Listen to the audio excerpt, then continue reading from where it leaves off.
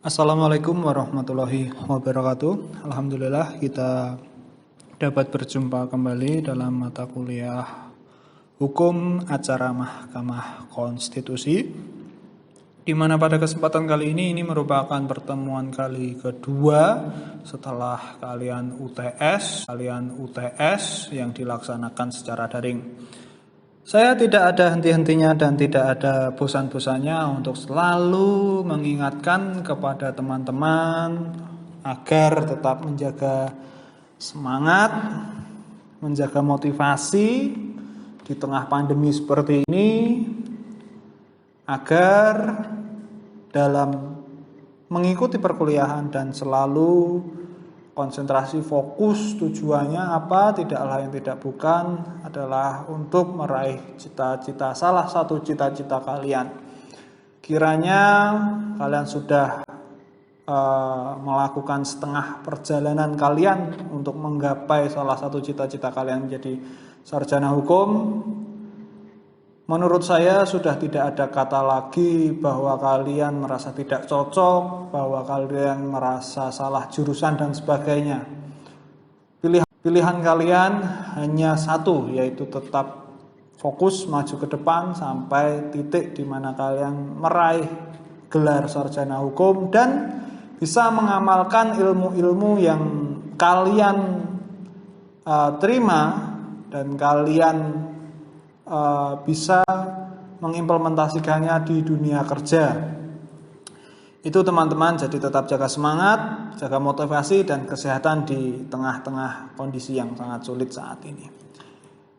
Baik, sebelum kita mulai, marilah kita berdoa terlebih dahulu agar dalam proses perkuliahan ini dapat berjalan secara lancar, menjadi berkah dan amal ibadah untuk kita semua. Berdoa menurut agama dan keyakinan masing-masing dipersilahkan.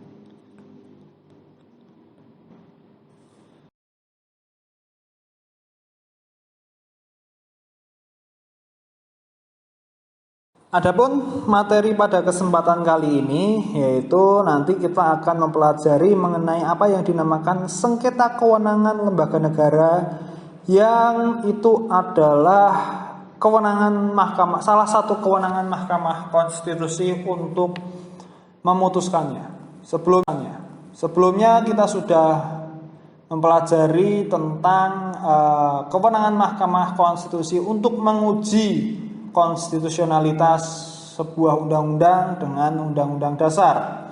Nah, sekarang kita masuk ke materi atau kewenangan kedua, yaitu kewenangan Mahkamah Konstitusi untuk memutus sengketa kewenangan lembaga negara, di mana pada kesempatan kali ini yang akan kita bahas yaitu ya pengantar, itu isinya latar belakang itu nanti, kemudian pengertian lembaga negara, apa sebenarnya lembaga negara itu, yang saya kira kalian sudah familiar dengan kata tersebut. Kemudian hukum acara memutus sengketa kewenangan lembaga negara atau SKLN kalau disingkat ya. Kemudian pihak-pihak yang bersengketa, siapa saja yang bersengketa. Kemudian permohonan dan tata cara pengajuan, itu adalah materi kita pada kesempatan kali ini. Harapannya apa yang saya sampaikan ini hanya sebatas poin-poin saja. Selebihnya diingat bahwa kalian memiliki kewajiban secara mandiri untuk mencari informasi, menambah referensi melalui media yang sudah disediakan. Banyak sekali, baik media cetak, media elektronik dan sebagainya. Itu dia. Baik, kita masuk ke latar belakang SKLN ya. Jadi dalam sejarah ketatanegaraan Indonesia itu sebelum perubahan ketiga Undang-Undang Dasar 1945 yang itu ada pada tahun 2001, belum ada aturan mengenai mekanisme penyelesaian sengketa kewenangan konstitusional lembaga negara. Lembaga yang memiliki kewenangan untuk memberi putusan terhadap sengketa kewenangan konstitusional lembaga negara tersebut juga belum ada. Karena itu, selama masa tersebut belum ada preseden dalam praktek ketatanegaraan Indonesia mengenai penanganan sengketa kewenangan konstitusionalitas lembaga negara. Barulah setelah adanya perubahan ketiga Undang-Undang Dasar 1945 yang mengadopsi pembentukan lembaga negara Mahkamah Konstitusi yang salah satu kewenangannya adalah memutus sengketa kewenangan konstitusional lembaga negara yang kewenangannya diberikan oleh Undang-Undang Dasar 1945. Sistem ketatanegaraan Indonesia memiliki mekanisme penyelesaian jika terjadi sengketa kewenangan konstitusional negara. Dalam sistem ketatanegaraan Indonesia, hubungan antara satu lembaga dengan lembaga negara lainnya diikat oleh prinsip check and balances. Dalam prinsip tersebut, lembaga-lembaga negara itu diakui sederajat dan saling mengimbangi satu sama lain. Lalu kenapa ada alasan mengapa lembaga-lembaga negara itu dapat bersengketa? Sebab menurut Jimli Asidiki dalam sistem ketatanegaraan yang diadopsikan dalam ketentuan Undang-Undang Dasar 1945 sesudah perubahan pertama yang terjadi di tahun 99, perubahan di tahun 2000, ketiga di 2001 dan keempat di 2002, mekanisme hubungan antar lembaga negara itu bersifat horizontal, tidak lagi bersifat vertikal. Jika sebelumnya kita mengenal adanya lembaga tinggi dan lembaga tertinggi negara, maka sekarang tidak ada lembaga tertinggi negara. Kita ketahui MPR bukan lagi lembaga yang paling tinggi kedudukannya dalam bangunan struktur ketatanegaraan Indonesia, melainkan sederajat dengan lembaga-lembaga konstitusional lainnya, yaitu Presiden, DPR, DPD, MA, dan juga BPK. Itu latar belakangnya. Kemudian mungkin sedikit ya ini penjelasan di beberapa negara, sengketa SLN di beberapa negara. Di Amerika Serikat, kewenangan Supreme Court memutus sengketa kewenangan lembaga negara itu bertolak dari ketentuan dalam The United States Constitution pada artikel ketiga tentang Judicial Branch Section 2 Dues. Itu pengalaman di Amerika. Kemudian ada juga di beberapa negara lainnya seperti itu. Ada juga kewenangan Mahkamah Konstitusi untuk memutus sengketa kewenangan konstitusional lembaga negara yang kewenangannya diberikan oleh Undang-Undang Dasar. Di samping melakukan pengujian undang-undang terhadap Undang-Undang Dasar, pada dasarnya merupakan kewenangan konstitusional yang dibentuk dengan tujuan untuk menegakkan ketentuan yang terdapat dalam Undang-Undang Dasar. Ini disebabkan karena dari dua hal inilah persoalan konstitusional dapat timbul. Fungsi Mahkamah Konstitusi sebagai peradilan konstitusi tercermin dalam dua kewenangan tersebut, yaitu kewenangan menguji undang-undang terhadap Undang-Undang Dasar dan kewenangan untuk memutus sengketa konstitusional lembaga negara atau sengketa kewenangan lembaga negara yang kewenangannya bersumber Undang-Undang Dasar. Dari sejarah atau pembentukan dasarnya itu di dalam risalah sidang MPR dalam pembentukan perubahan Undang-Undang Dasar itu, beberapa fraksi dan beberapa ahli juga menyampaikan pentingnya kewenangan memutus sengketa lembaga negara itu sendiri. Itu dapat kalian akses banyak di. Kemudian berikutnya kita sudah membahas tentang latar belakang sengketa kewenangan lembaga negara. Namun harus kita perhatikan sebenarnya apa itu lembaga negara. Jadi dalam konsep hukum tata negara positif atau positif Stadtrecht, lembaga negara merupakan organ negara atau alat perlengkapan negara yang biasanya diatur atau menjadi materi muatan dalam konstitusi atau undang-undang dasar suatu negara. Dalam Kepustakaan Hukum Ketatanegaraan Indonesia, jenis dan jumlah lembaga negara menurut Undang-Undang Dasar 1945 setelah perubahan ada bermacam-macam. Jimli Asidiki mengemukakan corak dan struktur organisasi negara Indonesia dewasa ini mengalami dinamika perkembangan yang sangat pesat setelah reformasi. Jadi kalau Jimli Asidiki itu menyampaikan bahwa lembaga tinggi negara yang sederajat dan bersifat independen itu ada presiden, wapres, Dewan Perwakilan Rakyat atau DPR, DPD, MPR, MK, MA, dan juga BPK. Ada juga lembaga negara dan komisi-komisi negara yang bersifat independen berdasarkan konstitusi atau yang memiliki constitutional operance lainnya seperti KY, Komisi Yudisial, BI, PNI, Polri, KPU, Kejaksaan Agung, ada juga KPK. Walaupun KPK ini dibentuk oleh undang-undang, Komisi Nasional Hak Asasi Manusia atau lembaga Komnas HAM seperti itu. Ada juga lembaga independen lainnya seperti Pusat Pelaporan dan sebagainya. Jika dilihat karakteristik dari lembaga negara itu, ada lembaga negara yang nama kewenangannya disebut atau tercantum dalam Undang-Undang Dasar 1945, ada yang diatur dalam undang-undang saja. Seperti itu. Banyak sekali. Jadi kalau di Undang-Undang Dasar, kalian bisa baca di Undang-Undang Dasar itu menyebutkan secara eksplisit nama-nama dari lembaga negara itu sendiri seperti MPR, DPR, Presiden, Wakil Presiden itu. Kemudian bahwa selanjutnya ketika berbicara mengenai kewenangan MK memutus kewenangan lembaga negara, yang harus kita lihat bahwa memang ya yang memiliki konstitusionalitas itu berarti yang diatur dalam konstitusi, seperti itu. Bahwa lembaga-lembaga negara utama atau main state organ, principal state organ, dan lembaga-lembaga negara pendukung itu menurut putusan.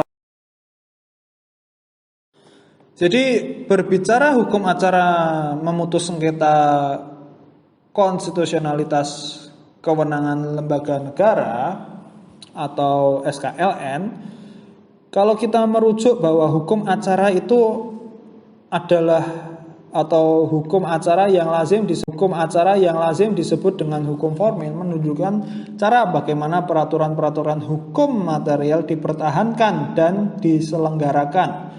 Hukum acara ini menunjuk cara bagaimana perkara diselesaikan di muka hakim atau alat negara lain yang diberi tugas menyelesaikan perselisihan hukum. Itu hukum acara. Dengan demikian, maka yang dimaksud hukum acara sengketa kewenangan konstitusionalitas lembaga negara atau SKLN adalah hukum acara yang mengatur tentang bagaimana perkara SKLN di Mahkamah Konstitusi itu diselesaikan. Jadi misalnya antara DPR dan DPD itu ya, kedua lembaga negara yang memang secara konstitusionalitas memiliki dasar di konstitusi, ya kan, mereka bersitegang. Kita ketahui dalam praktek ketatanegaraan DPR ini memang lebih kewenangannya lebih besar daripada DPD. Lihat saja, mungkin kalian bisa baca-baca kewenangannya itu di Undang-Undang Dasar itu ya. DPR ini merupakan lembaga yang cukup strategis dibandingkan DPD. Padahal kalau kita lihat DPD ini adalah salah satu bentuk lembaga yang lahir dari semangat reformasi. Namun kewenangannya ya masih sangat terbatas, hanya berkaitan dengan kewenangan atau kepentingan-kepentingan daerah semata. Itu pun kadang juga tidak dilibatkan. Itu yang terjadinya. Nah, itu bisa menjadi sebuah persoalan atau sengketa di. Jadi Berdasarkan praktek, sengketa kewenangan konstitusional lembaga negara ini dapat terjadi karena beberapa hal ya. Jadi adanya tumpang tindih atau overlapping kewenangan antara satu lembaga negara dengan lembaga negara lainnya yang diatur dalam konstitusi atau undang-undang dasar. Misalnya tadi seperti DPR dan DPD saling tumpang tindih dan sebagainya. Mungkin nanti antara Mahkamah Agung bukan pihak yang terkait. Jadi misalnya kepolisian negara dengan kejaksaan itu dan sebagainya. Adanya kewenangan lembaga negara yang kewenangannya diperoleh dari konstitusi atau undang-undang dasar yang diabaikan oleh lembaga negara lainnya. Nah, ini ada pengabaian kewenangan yang dilakukan oleh lembaga negara, itu menjadi sengketa juga.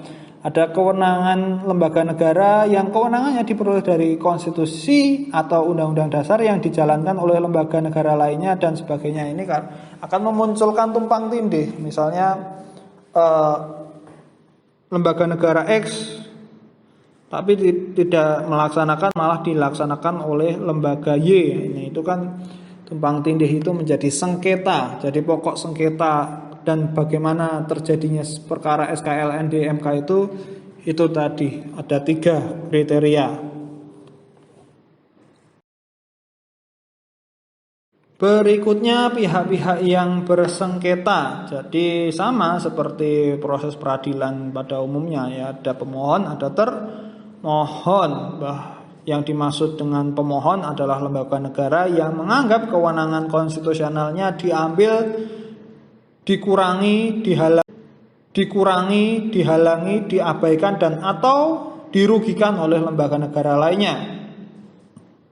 Sedangkan yang dimaksud lembaga negara adalah lembaga negara yang kewenangannya diberikan oleh Undang-Undang Dasar 1945. Kewenangan lembaga negara yang bersumber atau yang sumbernya diperoleh dari Undang-Undang Dasar inilah yang disebut dengan kewenangan konstitusional.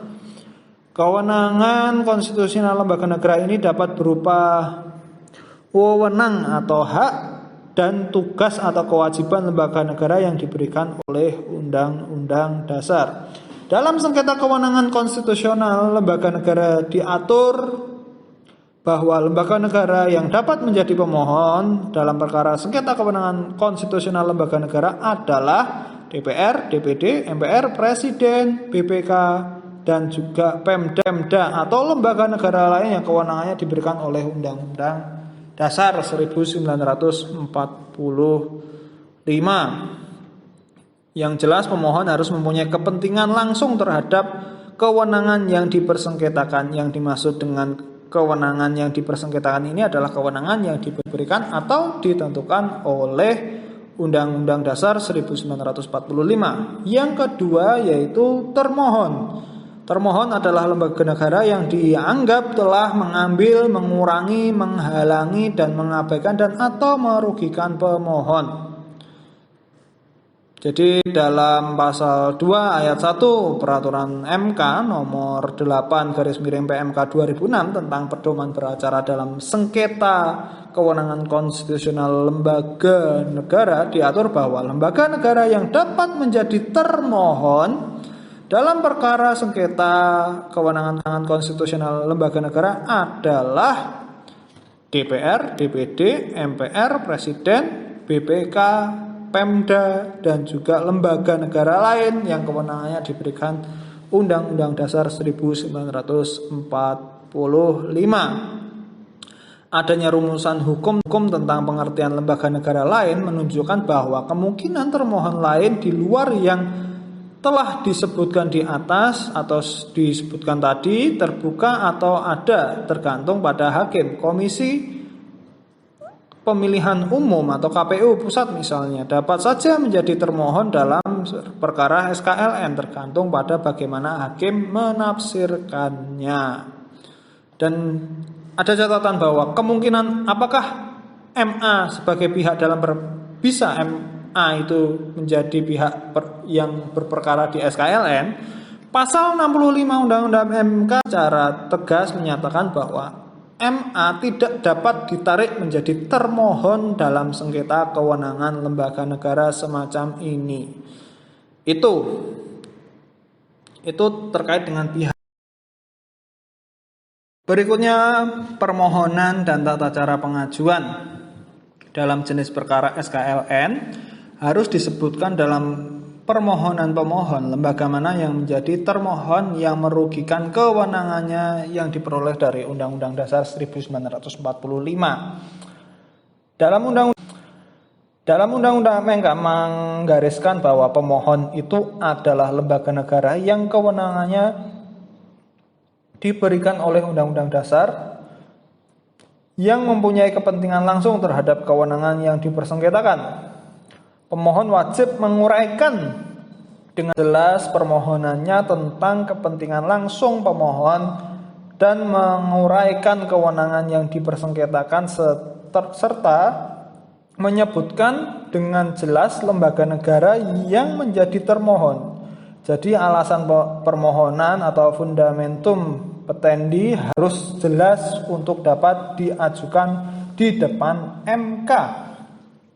Kedua hal ini merupakan syarat terpenuhinya kedudukan hukum atau istilahnya adalah legal standing pemohon. Jika kedua hal itu tidak terpenuhi, maka pemohon dianggap tidak memiliki kedudukan hukum atau legal standing untuk mengajukan perkara SKLN ini di depan Mahkamah Konstitusi. Dalam hukum acara SKLN, apabila dalam permohonan pemohon tidak terpenuhi syarat subjektum litis atau subjek perkara dan objektum litis atau objek perkara, maka permohonannya tidak termasuk dalam ruang lingkup kewenangan Mahkamah Konstitusi untuk memeriksa, mengadili, dan memutusnya.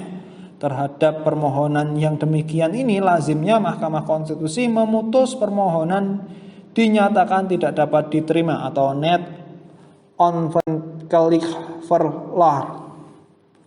Itu bagaimana cara mendapatkan syarat terpenuhinya. Kemudian pengajuan permohonan SKLN. Jadi dalam hukum acara sengketa kewenangan lembaga negara atau SKLN, ketentuan tentang permohonan dan tata cara pengajuan kepada MK diatur dalam pasal 5 Peraturan MK atau PMK nomor 8 PMK 2006. Dalam PMK tersebut diatur bahwa pemohon harus ditulis dalam bahasa Indonesia dan materi permohonan harus memuat beberapa hal sebagai berikut.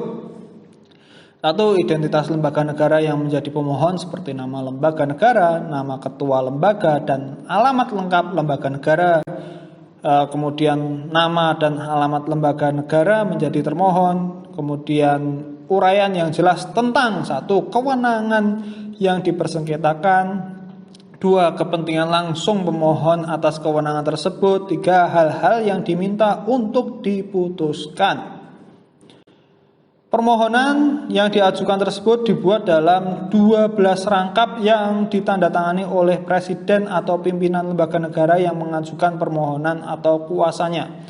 Selain dibuat dalam bentuk tertulis, dalam hukum acara SKLN juga terdapat ketentuan yang mengatur bahwa permohonan dapat pula dibuat dalam format digital yang tersimpan secara elektronik dalam media penyimpanan berupa mungkin kalau zaman dulu ya disket, ada CD atau cakram padat itu, atau yang sejenisnya. Mungkin sekarang ada flash disk, bahkan mungkin sekarang bisa Google Drive dan sebagainya. Itu mengenai pengajuan permohonan. Itu saja teman-teman yang dapat saya sampaikan. Selebihnya, mungkin satu pertanyaan terakhir. Kalau begitu, apakah kementerian itu merupakan subjek bisa menjadi pihak yang berperkara dalam sengketa SKLN? Ini pertanyaan dari saya ya. Apakah kementerian itu bisa menjadi pihak yang berperkara di sengketa kewenangan lembaga negara? Dan apa dasarnya kalau bisa? Itu pertanyaan dari saya. Selebihnya saya akhiri. Wabillahi taufiq wal hidayah. Wassalamualaikum warahmatullahi wabarakatuh.